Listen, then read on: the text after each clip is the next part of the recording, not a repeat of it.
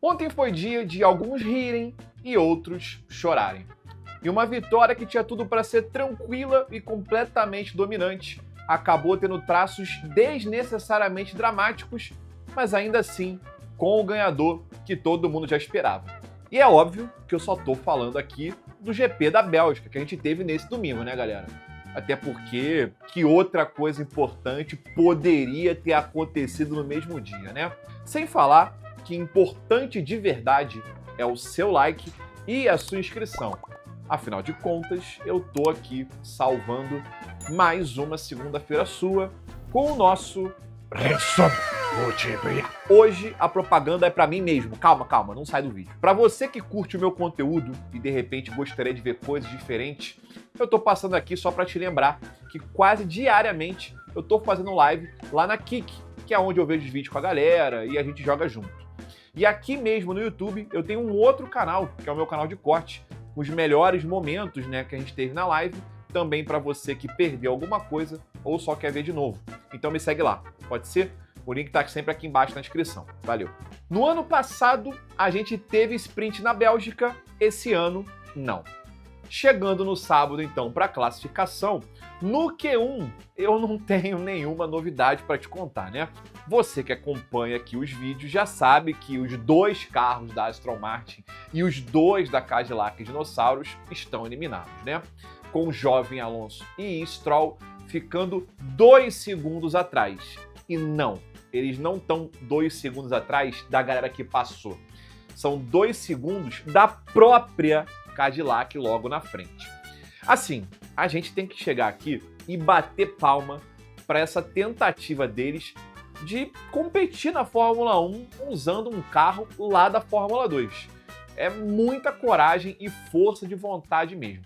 Albon e Ocon foram os outros eliminados. No Q2, o nosso brasileirinho Borboleto fez um excelente trabalho para conseguir levar a equipe áudio para o Q3, ficando na frente de pelo menos um dos carros da latinha de Red Bull de coco.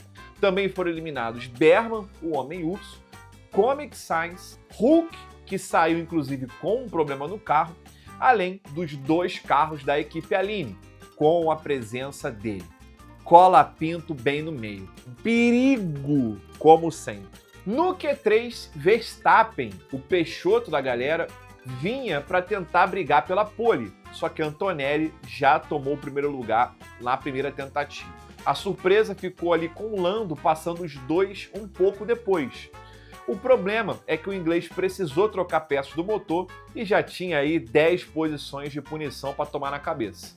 Assim como Isaac Rajada, que estava na sessão, mas estava garantido de largar no fundão.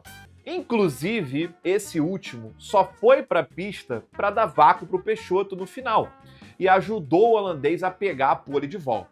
Mas isso só durou literalmente 5 segundos, porque Antonelli estava logo atrás e já cruzou a linha com 3 décimos de diferença. Depois de tantos anos, a gente vendo aqui o Peixoto tomando o doce da mão das crianças no finalzinho do Q3, olha só você como é que o jogo virou, né? Agora é a criança tomando o doce da mão dos adultos. É inacreditável. O Lando acabou errando na última tentativa e ficou em terceiro, com o Jorge Russo apenas em quarto e meio segundo atrás do companheiro. Borboleto classificou em nono, mas ele ia largar de oitavo com a punição de Lando. Aí nós chegamos no dia seguinte para a corrida. As luzes vermelhas se apagam e, de forma surpreendente, Antonelli conseguiu largar indo para frente e fez a primeira curva ainda na liderança.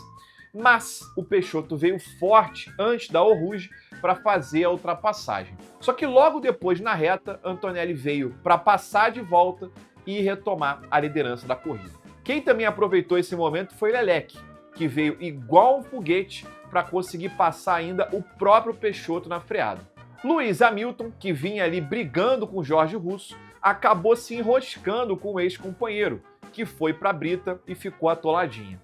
Com o boneco Josias preso, a direção de prova precisou acionar um safety car para tirar o carro dele de lá, né? Lewis Hamilton depois seria punido com 5 segundos por causa desse incidente. Ainda nessa primeira volta, a gente ainda teve um enrosco também entre o Ocon e o próprio companheiro Berma, o Homem-Urso, que fez com que o piloto francês saísse da pista e perdesse várias posições. Nesse momento, o Isaac Rajada, que tinha largado de pneus duros, aproveitou o safety car para parar outras 2 vezes, trocando para os médios e depois voltando para os pneus duros de novo, provavelmente já tentando deixar a porta aberta caso eles quisessem tentar ir até o final, né? Na relargada, a gente teve Lewis Hamilton indo para o mergulho maluco para cima de Piastri, mas depois sendo ultrapassado de volta. E depois, quando o Leclerc foi ultrapassado pelo Peixoto e caiu para terceiro, Piastri agora vinha para também passar o piloto Monegasco, mas os dois acabaram se enroscando na reta, quando o Leclerc acabou se transformando num motorista médio brasileiro e esqueceu da existência dos retrovisores. O carro do Piastri acabou perdendo um pedaço e ele próprio perdendo logo depois uma posição para o Lewis Hamilton. Nesse momento da corrida, a gente tinha o Lando pegando o elevador e passando geral para subir várias posições, assim como Isaac Rajada. Borboleto, que tinha perdido algumas posições na largada, ainda brigava com os carros da equipe Aline para pelo menos voltar para os pontos. E a corrida virou para ele completamente quando, quase na metade, um safety car virtual foi acionado. Como ele não tinha parado ainda e estava em oitavo depois que os outros pararam, ele conseguiu fazer a sua troca e voltar na frente dessa galera. Quem também aproveitou esse momento foi a equipe do Pocotó, parando os 2 carros de uma vez, com o Leclerc voltando em segundo, mas na frente do Antonelli. O problema ficou para o Lewis Hamilton, que não só tinha aqueles 5 segundos para pagar de punição, como ele ainda acabou acertando um dos mecânicos que estava lá para ajustar a asa dianteira que a equipe tinha pedido. Não por culpa do Hamilton, mas porque algum doidão lá, mecânico, que aperta o botão para acender a luz verde para o piloto, deve ter esquecido que eles iam mexer na asa e autorizou a saída quando o carinha estava lá para mexer no carro ainda.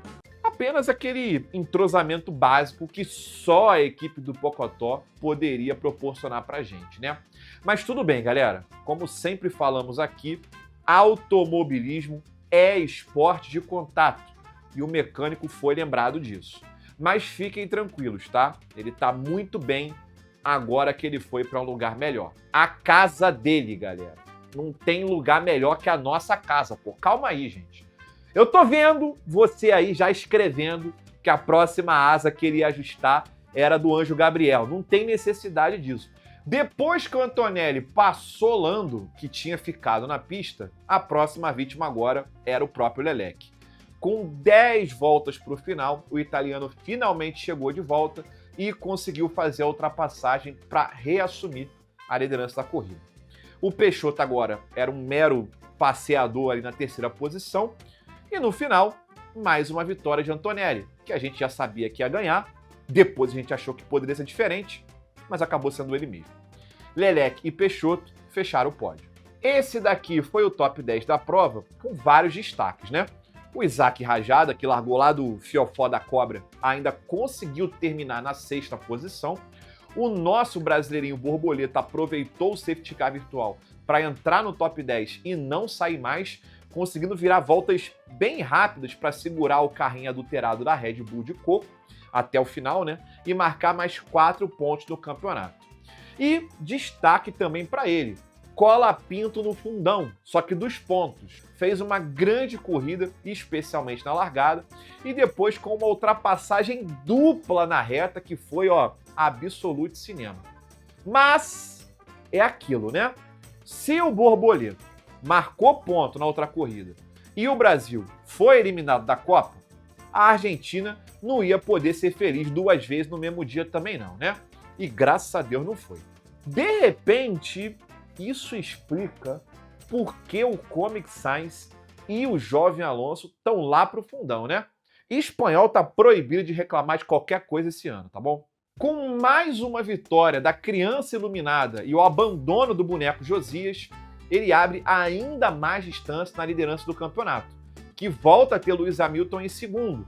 A situação do Jorjão vai ficando complicada, né? Tá começando a depender de um milagre agora, senão ferrou. A Fórmula 1 volta já agora nesse final de semana para o GP lá na Hungria. a última corrida antes das férias de meio de ano da Fórmula 1, a 100ª parada de férias deles esse ano também, né? Tem que ser dito. Agora, quem não tira férias sou eu, que sigo aqui pedindo o seu like e a sua inscrição se você curtiu o vídeo. A gente se vê numa próxima. Um abraço, valeu e fui!